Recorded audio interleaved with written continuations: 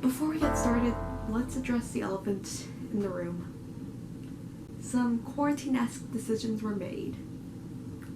But I mean, if you have been on my channel for a bit, you will have already seen me wreck my own hair even before it was trendy to do in quarantine, so... Anyhow, hello. As you probably have deduced from the name of this channel, I am Madeline, and just make sure we're all on the same page. Last fall, I was in an intensive outpatient program for an eating disorder at the Renfrew Center, and pretty much what this meant was I was in therapy for 10.5 hours a week, and that was a struggle and a half to do while working and being a student, but we made it through. I'm really thankful for that experience and for having such a strong foundation for recovery. I don't think that there's anything that anyone can say or do to adequately prepare someone for this kind of experience. But if I was given the opportunity to go back in time and tell myself 5 things, I think these are the non-corona related things that I would have said. Okay, so the first thing, this is going to make me sound like an edgy emo teen, probably because deep down inside I am one.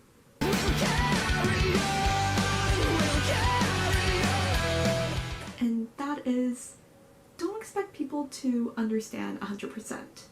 Okay, before I get into this, A, I realize how pessimistic this sounds, and B, I know that this is something that a lot of people know in theory, but actually coming to understand it is a whole different thing. I think a part of me when I was beginning recovery was that people would understand that I was struggling and how much I was struggling. And of course, a lot of the people close to me did know. But there were some people who were in my everyday lives and that I couldn't really avoid or get around that didn't understand why I couldn't just eat and exercise. And if it was that easy, I would have done that yesterday.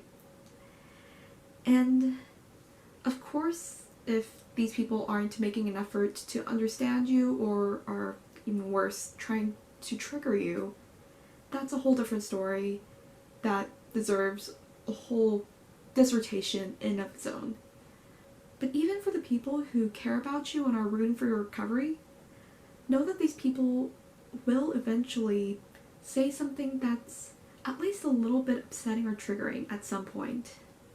Pretty pessimistic, I'm aware, but they're also human, as cliche as that is, and they're not going to understand exactly what's going on in your head. I feel like mental illnesses and eating disorders in particular are one of those things in life that's really hard to fully understand unless you've gone through it. And even between people who have the same exact diagnosis, it might be that their experiences are different to the point that they don't understand each other. Honestly, I feel like I don't even understand my own experience. I kind of look at myself and get secondhand embarrassment for myself. I don't know. My point is, just be aware that there will be bumps in the road and in your relationships with others. That's okay. It's going to happen. It's completely normal. I mean, there's going to be a lot of things that probably go unnoticed in everyday dialogue, but can be triggering or upsetting to someone in recovery from an eating disorder. Give them, and most importantly, yourself, grace for instances in which were a bit triggering or upsetting, and be able to openly communicate about these to prevent them in the future and better understand where the other's at. The second thing that I would want to tell myself is trust your treatment team, for the love of God.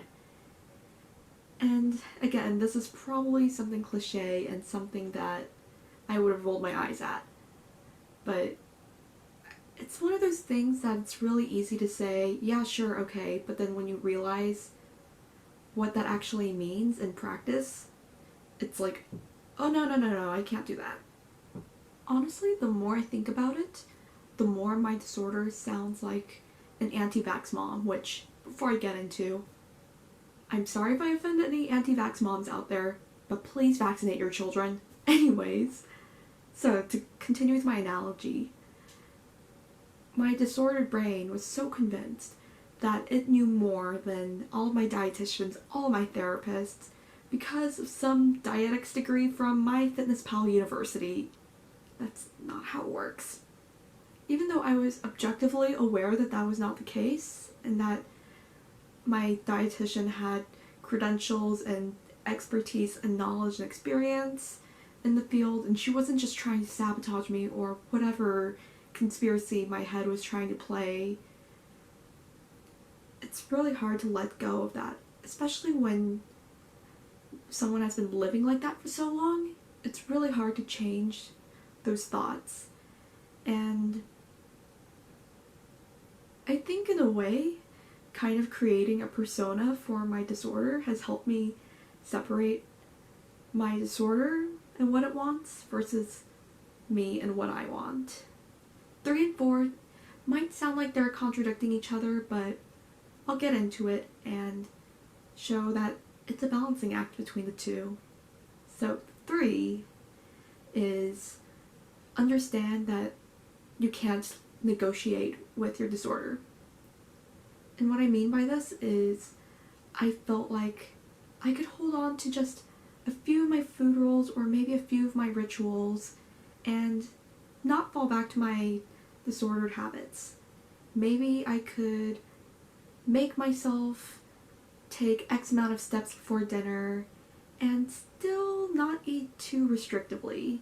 Or maybe I could follow these certain food rules and rituals, but I won't have a full-blown out eating disorder.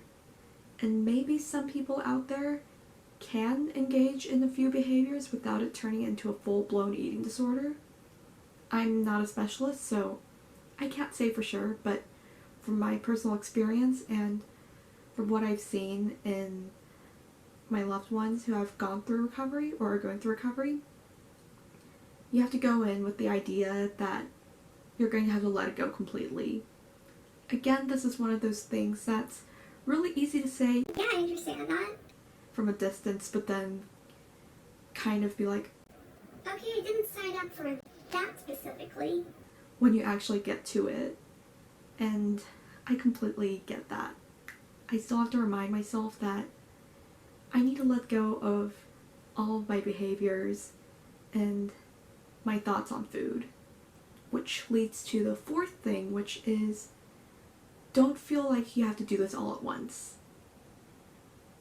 I don't know about anyone else, but for me, I'm the kind of person who, if I want to do something, I want to be the very best at it, give it 100%, make it immaculate.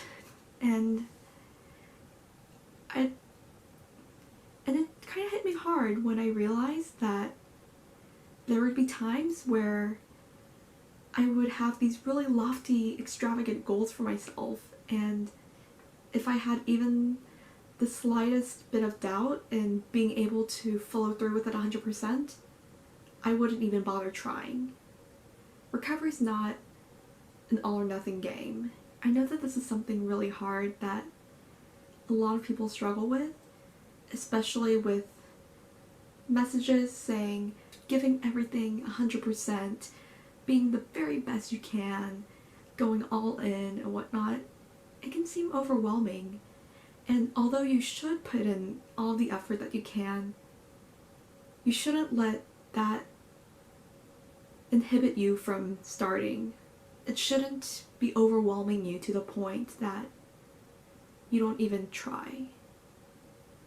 And I feel like you kind of have to meet yourself where you're at and realize, sure, maybe I can't cross off all of my food rules and all my fear foods at once, and that's not because of anything wrong with me. That's just how things are. And it's not a reflection of myself or my worth. It just is. And this is still something, again, that I'm having to constantly relearn over and over. And it's really hard to accept this, especially when we live in a culture where the predominant message seems to be, if you work really hard, you'll get what you want. And I know that a lot of people with disordered eating and eating disorders are those kinds of people who will push themselves and work themselves to the bone to get what they want. And when they realize that they don't get what they want, or they won't, then they internalize it and push themselves even harder. And I'm here to tell you that, of course, try your best, give it your all, but understand that this isn't something that's going to be fixed in the next month, or maybe not even the next year. But continuously challenge yourself. That's what's going to make a difference in the long run. And finally, if I hadn't already been punched in the face from my past self, I definitely will by now, and that is, you'll get through this. This is so cheesy, it makes me cringe internally just saying it, because I know that when you're super low, the last thing that you want to hear is, cheer up, it gets better. And although you know that these have good intentions, it's like when you're so far deep in this murkiness, it's really hard to conceptualize that there's anything outside of it. And it just kind of feels like, in a weird, twisted way, that people outside of the murkiness are just kind of rubbing it in your face that they're out in the open while you're kind of stuck behind. Eventually, you can and will get to a point where you're not completely consumed by this illness. Hello, editing Matt here. And A, apologies for the really awful lighting. And B, either my camera just kind of gave out or I deleted footage. Not really sure which. Could have been both. But anyhow, I remember one of the most frequent things that I tell people when they ask me about my experience was, I don't know what I expected, but it wasn't that. And that kind of is how it goes. That's how it was for my first IOP treatment, and I thought that being in IOPs before would have prepared me for Renfrew, but not necessarily. And honestly, you just have to keep in mind that even if you go in with previous experiences in IOPs, or like you ask people how their experiences were, it's going to be completely different for everyone, and just embrace that. And I know that especially for people who struggled with disordered eating, embracing uncertainty and unknown circumstances is really terrifying, but again, I think looking back, it's one of those things that as I see how the pieces kind of come together, I'm really glad that I've gone through that. Unfortunately, or I don't know, fortunately, I don't know. I'm still in the process, so I can't really say how everything kind of resolves or give a happy ending of, yeah, I'm finally recovered. But anyhow, those are the 5 things that I would tell myself if I were able to, and I don't really know what the point of this video is. I don't really know what the point of this channel really is, but I hope that you found it at least somewhat entertaining and insightful, and I'll see you whenever, whatever.